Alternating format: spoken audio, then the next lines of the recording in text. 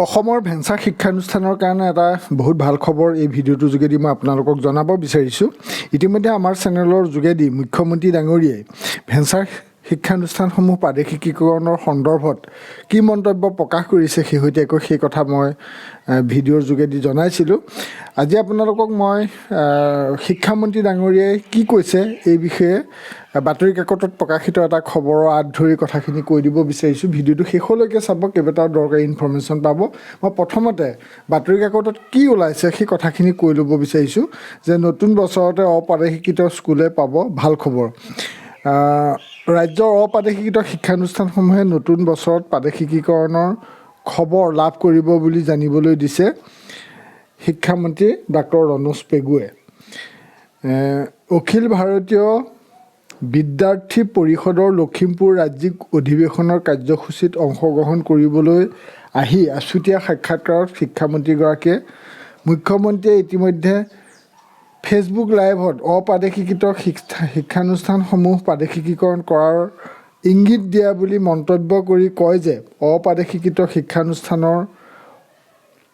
শিক্ষানুষ্ঠানসমূহৰ প্ৰাদেশিকীকৰণ সমস্যাক লৈ ৰাজ্য চৰকাৰ সংবেদনশীল। তেওঁলোকৰ প্ৰতি চৰকাৰৰ সহমৰ্মিতা থকাৰ পিছতো আইনগত বাধা আৰু বিত্ত বিভাগৰ নীতি নিয়ম মানি চলিব লগা হৈছে। অৰ্থাৎ এইটো বুজাইছে যে চৰকাৰখনে ভেঞ্চাৰ শিক্ষানুষ্ঠানসমূহৰ প্ৰতি এটা সহমৰ্মিতা আছে, কিন্তু আইনগত কিছু বাধা থকাৰ বাবে আৰু বিত্তীয় বিভাগৰ ফাইনেন্স ডিপাৰ্টমেণ্টৰ কিছু ৰুল ৰেগুলেশ্যনৰ কাৰণে কামখিনি কৰিব পৰা নাই। ৰাজ্যৰ সকলো শিক্ষক সংগঠনৰ লগত এই বিষয়ে আলোচনা কৰি থকা বুলি জানিবলৈ দি মন্ত্ৰীগৰাকীয়ে কয় যে ইয়াৰ বাবে এক গ্ৰহণযোগ্য সিদ্ধান্ত বিচাৰি থকা হৈছে। BTRৰ অপ্ৰাদেশিকৃত শিক্ষানুষ্ঠানসমূহৰ প্ৰাদেশিকীকৰণৰ ক্ষেত্ৰত এখন চুক্তিৰ 6.3 দফাত BTRৰ ভিতৰত থকা আৰু BTRৰ বাহিৰত থকা বড়ো মাধ্যমৰ শিক্ষানুষ্ঠানসমূহৰ প্ৰাদেশিকীকৰণৰ ব্যৱস্থা কৰা হৈছে, কিন্তু ইয়াৰ ক্ষেত্ৰতো নিৰ্ধাৰিত বিধি থকা বুলি উল্লেখ কৰি কয় যে শিক্ষানুষ্ঠান প্ৰাদেশিকীকৰণৰ ক্ষেত্ৰত থকা আইনৰ মূল কাঠামো সলনি নকৰাকৈ কোনো আনুষংগিক বিষয়ৰ ওপৰত থকা বাধা আঁতৰাই যোগাত্মকভাৱে সমস্যাটো সমাধান কৰাৰ প্ৰচেষ্টা চলাই থকা হৈছে। আনহাতে চৰকাৰী শিক্ষানুষ্ঠানৰ ছাত্ৰ ছাত্ৰীৰ পাছ ফেইল ব্যৱস্থাটো কেন্দ্ৰীয় চৰকাৰে সংশোধন কৰি ৰাজ্য চৰকাৰসমূহক পঞ্চম আৰু অষ্টম শ্ৰেণীৰ ছাত্ৰ ছাত্ৰীৰ মাজত পাছ ফেইল ব্যৱস্থাৰে পৰীক্ষা পাতিবৰ বাবে কৰ্তৃত্ব প্ৰদান কৰাৰ কথা শিক্ষামন্ত্ৰীগৰাকীয়ে উল্লেখ কৰে। গতিকে এই যিটো খবৰ প্ৰকাশ পাইছে, এই খবৰটো মূলতঃ শিক্ষামন্ত্ৰী ডাঙৰীয়াই মুখ্যমন্ত্ৰীৰ ৰেফাৰেঞ্চত কথাখিনি কৈছে, আৰু মুখ্যমন্ত্ৰী ডাঙৰীয়াই কি বুলি কৈছে শেহতীয়াকৈ সেই কথাখিনি আমাৰ চেনেলৰ যোগেদি ইতিমধ্যে প্ৰচাৰ কৰা হৈছিল। এতিয়া কথা হ'ল, এই যে ভেঞ্চাৰ শিক্ষানুষ্ঠান যে প্ৰাদেশিকীকৰণ হ'ব, কেতিয়া হ'ব? 2025 চনত। কেনেকৈ হ'ব, কি পৰিৱৰ্তন হ'ব, এই বিষয়ে মই কেইটামান দৰকাৰী কথা কৈ দিব বিচাৰিছোঁ। এটা হৈছে যে বাজেট অধিৱেশন হ'ব ফেব্ৰুৱাৰী মাহৰ পৰা, আৰু সেই বাজেট অধিৱেশনতে অপ্ৰাদেশিকৃত বিদ্যালয় প্ৰাদেশিকীকৰণ যিবিলাক আইন আছিলে সেই আইনখনৰ কিছু দফা সংশোধনৰ কথা আছে। মানে যিখন প্ৰভিন্সিয়েলাইজেশ্যনৰ এক্ট আছে সেই এক্টখনৰ কিছু দফা সলনি হ'ব, সংশোধন হৈ মানে অকণমান ঢিলাই দিব যাতে আৰু কিছু বিদ্যালয় সোমাব পাৰে। এতিয়া কি হ'ল, গোটেইখিনি বিদ্যালয় একেমুঠে লৈ ল'ব নোৱাৰে, কাৰণ ইয়াতে আইনগত বাধা আছে আৰু বিত্ত বিভাগৰ নীতি নিয়ম আছে। আৰু আইনগত বাধা থকাৰ বাবে 2013 চনৰ 1 জানুৱাৰীৰ পৰা কাৰ্যকৰী হোৱাকৈ যিবিলাক বিদ্যালয় প্ৰাদেশিকীকৰণ হৈছিল সেই আইনখন পৰৱৰ্তী সময়ত কি হ'লগৈ, গৈ হাইকোৰ্টত নাকচ হ'ল। কাৰণ তাত কিছু আইন শিক্ষা বিভাগৰ কেইবাখনো আইন মানে ভায়লেট হৈছিলে, সেই আইনকেইখন মানি নচলাৰ পৰিপ্ৰেক্ষিতত হাইকোৰ্টত সেই আইনখন বাতিল হ'ল। আৰু সেইকাৰণে পৰৱৰ্তী সময়ত যিখন প্ৰাদেশিকীকৰণৰ আইন প্ৰস্তুত কৰিব লগা হ'ল চৰকাৰে, কেইবাখনো মানে শিক্ষা বিভাগৰ আইন মানি চলি কৰিবলগীয়া হোৱাৰ কাৰণে আইনখন কঠোৰ হৈ পৰিল। মানে প্ৰথমতে ঢিলা আছিল, কিন্তু সেইখন হাইকোৰ্টে নাকচ কৰাৰ কাৰণে, হাইকোৰ্টে কেলেই নাকচ কৰিলে, একাংশই বঞ্চিত ড্ৰপ আউটৰ শিক্ষক তথা তেনেধৰণৰ লোকে মানে সেই আইনখনৰ প্ৰত্যাহ্বান জনাই তেওঁলোক হাইকোৰ্টৰ দ্বাৰস্থ হৈছিলে আৰু ফলস্বৰূপে গৈ সেই আইনখনত কিছু সুৰুঙা থকাৰ বাবে অলপ সোপা ঢিলা থকাৰ বাবে ১-১-১৩ চনৰ পৰা যিবিলাক প্ৰভিঞ্চিয়েলাইজ হ'ল সেই বিদ্যালয়বিলাক সাৰি গ'ল, কিন্তু পৰৱৰ্তী সময়ত আকৌ আইনখন কঠোৰকৈ বনাবলগীয়া হ'ল। এতিয়া কথাটো হ'ল যে ২০২৫ চনৰ ফেব্ৰুৱাৰী মাহত যি বাজেট অধিৱেশন আৰম্ভ হ'ব, সেই বাজেট অধিৱেশনত কি কি দফা সংশোধন হ'ব পাৰে? আপোনাৰ মনত চাগৈ সেইটো প্ৰশ্ন আহিছে। মই আপোনাক এইটো কথা কওঁ যে বিশেষকৈ ইউডাইচৰ প্ৰসংগটো কিছু ঢিলা হ'ব। ইউডাইচৰ যিটো আগৰ চন বিচাৰি আছিলে সেইটো অলপ শেহতীয়া চন বিচাৰিব, গতিকে ইউডাইচৰ ক্ষেত্ৰত শিথিলতা আহিব। এটা হ'ল সেইটো। ২ নম্বৰ শিথিলতাটো হ'ল এনৰলমেণ্ট। এটা হ'ল ইউডাইচৰ শিথিলতা, ২ নম্বৰ শিথিলতাটো আহিব এনৰলমেণ্টৰ কথাটো, যিটো আগতে সংখ্যা বান্ধি দিছিলে, ইমানজন মেট্ৰিকত হাইস্কুলৰ ক্ষেত্ৰত মেট্ৰিকত পাছ কৰিব লাগিবই বা এইটো বিষয়ত এপিয়াৰ হ'ব লাগিবই, ক্লাছ 10ত ইমানজন থাকিবই লাগিব, বা আপাৰ প্ৰাইমেৰী স্কুল LPৰ ক্ষেত্ৰত যিখিনি এনৰলমেণ্টৰ কথা আছিল, যে চৰকাৰে এইটো কথা বুজি পাইছে যে ভেঞ্চাৰ শিক্ষানুষ্ঠানবোৰ দীৰ্ঘদিন ধৰি প্ৰভিঞ্চিয়েলাইজ নকৰাৰ বাবে ছাত্ৰ ছাত্ৰীৰ সংখ্যাটো কমি গৈছে, কাৰণ চৰকাৰৰ বিভিন্ন আঁচনিৰ পৰা ভেঞ্চাৰ শিক্ষানুষ্ঠানক বঞ্চিত কৰা হৈছে আৰু সেই বঞ্চিত কৰাৰ পৰিপ্ৰেক্ষিতত এনৰলমেণ্টটো কমি গৈছে। আৰু কমি যোৱাৰ পৰিপ্ৰেক্ষিতত অকণমান এৰা ধৰাৰ মাজে মানে এনৰলমেণ্টৰ সংখ্যাটো অকণমান কমাই ধৰিব। এইটো এটা আপোনালোকে বুজি থাকক যে ১ নম্বৰ হ'ল ইউডাইচ, ২ নম্বৰ হ'ল এনৰলমেণ্ট। ৩ নম্বৰত এতিয়া আপোনাৰ প্ৰতিষ্ঠাৰ যিটো কথা ১-১-২০০৬ আগত প্ৰতিষ্ঠা হ'ব লাগিব। প্ৰতিষ্ঠিত মানে আচলতে কি হাইস্কুলৰ ক্ষেত্ৰত বা কলেজৰ ক্ষেত্ৰত কথাবোৰ বেলেগ হয়, কনকাৰেঞ্চ পোৱা হয় বা ৰিকগনিশ্যন পোৱা কথাটো হয়। মানে ১-১-৬টো কিন্তু মানি চলিছে। ১-১-৬টো আচলতে এৰি নিদিব।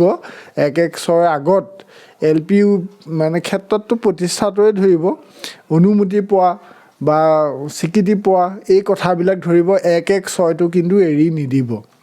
সেই কথাখিনি আপোনালোকক ক'লোঁ। এনৰলমেণ্টটো ৰেহাই দিব, ইউডাইচটো ৰেহাই দিব। আৰু ২-এটা কথা হয়তো সংশোধনত আহিব, কিন্তু যিহেতু বিধানসভাত ইয়াত বিভিন্ন পক্ষই কথাখিনি দাঙি ধৰিব, চৰকাৰৰ পক্ষৰ সংশোধনী প্ৰস্তাৱৰ লগত ২-এটা কথা বিৰোধী পক্ষই সংযোজন কৰাৰ সম্ভাৱনাও আছে। গতিকে আপোনালোক যিসকলে এই ভিডিঅ'টো চাই আছে, যদিহে আপোনালোক অপ্ৰাদেশিকৃত শিক্ষানুষ্ঠানত কৰ্মৰত শিক্ষক বা কৰ্মচাৰী, তেতিয়াহ'লে আপোনালোকৰ নিজৰ নিজৰ সমষ্টিৰ বিধায়কক এবাৰ লগ ধৰি কথাখিনি কওক, যাতে বিধানসভাত যি এই সংশোধনী বিধেয়কখন আহিব, তাত যাতে আপোনালোকৰ ফৰে কিছুমান দফা সংশোধন কৰা হয়। তাৰ কাৰণে আপোনালোকে নিজৰ স্থানীয় বিধায়কক এইটো প্ৰেছাৰ দিয়ক। আপোনাৰ বিধায়কজন হয়তো বিৰোধী দলৰো হ'ব পাৰে, বিৰোধী দলৰ হ'লেওতো ভালেই হয়, কাৰণ সেই কথাখিনি সদনত সজোৰে উত্থাপন কৰিব পাৰিব। মই এই ভিডিঅ'টোৰ যোগেদি সেই বাৰ্তাটো আপোনালোকক দিব বিচাৰিছোঁ যে এইটো এটা ভাল সোণালী সুযোগ, যিহেতু ২০২৬ চনৰ ১০ মে'ত চৰকাৰখনৰ কাৰ্যকাল শেষ হ'ব আৰু ২০২৫ চনত ভেঞ্চাৰ শিক্ষানুষ্ঠান পুনৰবাৰ প্ৰাদেশিকীকৰণ হোৱাটো নিশ্চিত হৈ আছে। আৰু হাইকোৰ্টৰ কিছু নিৰ্দেশনা আছে, সেই নিৰ্দেশনাও মুখ্যমন্ত্ৰী ডাঙৰীয়াই চালি জাৰি চোৱাৰ কথা কৈছে আৰু কেনেধৰণে সংশোধন কৰি কেনেকৈ সকলোকে উপকৃত কৰিব পাৰি, মানে আইনখনো ৰক্ষা কৰিব লাগিব, কি কি দফা সংশোধন কৰিব পাৰি সেইটোও চাব লাগিব। বিত্ত বিভাগৰ নীতি নিয়মৰ কথা আছে, মানে চৰুৰ ৰস চাউলো সিজক এনেকুৱা নীতিৰে মানে আইনো ভংগ কৰিব নোৱাৰি, কিছু সংশোধনী প্ৰস্তাৱ আনি বিষয়টো সমাধান কৰিবলৈ চাব। এতিয়া বিশেষকৈ এনৰলমেণ্টত বহুতৰ প্ৰব্লেম হৈ আছে, এনৰলমেণ্টৰ কথাটো আৰু ইউডাইচৰ কথাটো। আৰু ড্ৰপ টিচাৰৰ ক্ষেত্ৰত আগৰ বহুতখিনি বাদ পৰি গ'ল, বিশেষকৈ ডিগ্ৰী কলেজৰ ক্ষেত্ৰত তেওঁলোকৰ শেষৰ ছেমিষ্টাৰটোত যিটো এনৰলমেণ্ট বিচাৰিলে, সেই এনৰলমেণ্টৰ ওপৰত ভিত্তি কৰি 3rd পোষ্ট 4th পোষ্ট বা এই পিছৰখিনি পোষ্ট থাকি গুচি গ'ল। কিছুমান ছাবজেক্টত ইমানখিনি এনৰলমেণ্ট লাষ্ট ছেমিষ্টাৰত থকাটো সম্ভৱ নহয়। গতিকে এইখিনি কথাও আছে, এইখিনিও সংশোধনৰ ব্যৱস্থা হ'ব। আৰু তাৰ কাৰণে আপোনালোকৰ কিছু কৰণীয় আছে। আপোনালোকে শিক্ষামন্ত্ৰী আৰু মুখ্যমন্ত্ৰী ডাঙৰীয়ালৈকে সকলো বাদ নাচায়, যে চৰকাৰে কৰি দিব হ'ব বুলি চৰকাৰেতো কৰিবই কিন্তু আপোনালোকৰ এটা কৰ্তব্য হ'ল সেইটো আপোনালোকে নিজৰ সমষ্টিৰ বিধায়কক যাতে বিষয়টো অৱগত কৰক আৰু কি ধৰণে সংশোধনী কৰিলে কি দফা সংশোধন কৰিলে আপোনাৰ বিদ্যালয়খনৰ পোষ্ট প্ৰভিঞ্চিয়েলাইজ হয় পদ প্ৰাদেশিকীকৰণ হয় তাৰ কাৰণে আপুনি আপোনাৰ ফালৰ পৰা প্ৰচেষ্টা কৰক কাৰণ এইটো এটা সুযোগ আপুনি মুখ্যমন্ত্ৰীক ঘনাই লগ ধৰিব নোৱাৰিব পাৰে শিক্ষামন্ত্ৰীক লগ ধৰিলেও কাম নহ'ব পাৰে কাৰণ এইটো গোটেই বিধানসভাত বস্তুখিনি সংশোধনী আহিব গতিকে ফেব্ৰুৱাৰী মাহৰ বাজেট অধিৱেশনত যাতে আপোনাৰ কথাখিনি আপোনাৰ স্থানীয় বিধায়কে উত্থাপন কৰে তেনেকৈ মই এই ভিডিঅ'টো প্ৰস্তুত কৰিছোঁ অসমৰ শদিয়াৰ পৰা ধুবুৰীলৈ সকলো জিলাৰ মানুহে যিহেতু আমাৰ চেনেলৰ ভিডিঅ' চাই মই সকলোকে আহ্বান জনাইছোঁ যে আপোনালোকৰ সমস্যাৰ ক্ষেত্ৰত সমাধানৰ কাৰণে এটা সোণালী সুযোগ আপোনালোকৰ ইতিমধ্যে যিবোৰ আন্দোলন হৈ গৈছে সেই আন্দোলনত কিছু কথা ফলপ্ৰসূ হয়তো নাহোৱা বুলি ভাবিছে কিন্তু একেবাৰে নোহোৱা নহয় এই আন্দোলন প্ৰক্ৰিয়াবিলাকে চৰকাৰৰ দৃষ্টিগোচৰ কৰিছে বা আমাৰ চৰকাৰখনৰ সহমৰ্মিতা আদায় কৰাত সহায় কৰিছে গতিকে আপোনালোকৰ যি হ'ল এতিয়া বাজেট অধিৱেশনত আপোনালোকৰ সংশোধনীটো যাতে ভালকৈ হয় আৰু এই ভিডিঅ'টো চোৱা অসমৰ বিভিন্ন যি জিলাৰ ভেঞ্চাৰ শিক্ষানুষ্ঠানৰ শিক্ষক কৰ্মচাৰী আছে সকলোৱে যাতে নিজৰ স্থানীয় বিধায়কৰ ওচৰত প্ৰেছাৰ দি অহা বাজেট অধিৱেশনৰ এই সংশোধনী কথাখিনিত যাতে আপোনালোকৰ কথাখিনি উত্থাপন হয় আপোনালোকে লিখিত হিচাপে আপোনালোকে আগতীয়াকৈ নিজৰ সমষ্টিৰ বিধায়কক কথাখিনি দিয়ক আৰু বিধায়কে যাতে সেই কথাখিনি সজোৰে বিধানসভাত উত্থাপন কৰি সংশোধনী প্ৰস্তাৱটো ভাল ধৰণে আনিব পাৰে আৰু যাতে আপোনালোকৰ বিদ্যালয়খন থাকি নাযায় আৰু 2025 চনটোৱে আপোনালোকৰ কাৰণে এটা সোণালী সময় কাৰণ চৰকাৰখন শেষ হোৱাৰ আগৰ বছৰটোত সাধাৰণতে কিছু ভাল কাম কৰা আপুনিও হয়তো বুজি পাইছে গতিকে আপোনালোকে 2025 চনৰ এই সুযোগটো নেহেৰুৱাব আৰু ইয়াৰ পিছত আকৌ হয়তো বহুত দিন আপুনি বাট চাই বঞ্চিত হৈ থাকিবগৈ লাগিব পাৰে বা যিয়ে নহওক ভেঞ্চাৰ শিক্ষানুষ্ঠানৰ ওপৰত আমিও আমাৰ ফালৰ পৰা আপোনালোকক সুবিধাৰ্থে বিভিন্ন ধৰণৰ বা বাতৰিৰ লগতে এনেধৰণৰ অনুপ্ৰেৰণামূলক বাৰ্তা কঢ়িয়াই আপোনালোকৰ যাতে সমস্যাখিনি দূৰ হয় তাৰ কাৰণে যৎপৰোনাস্তি চেষ্টা কৰি যাম আৰু চাই থাকিব আমাৰ চেনেলটো ইউটিউবত চাৰ্চ কৰিব কুমাৰ বসন্ত আছাম আৰু চেনেলটো যদিহে ছাবস্ক্ৰাইব কৰা নাই আপোনাৰ সুবিধা হ'ব ছাবস্ক্ৰাইব কৰি থ'ব আজিলৈ সামৰিছোঁ ধন্যবাদ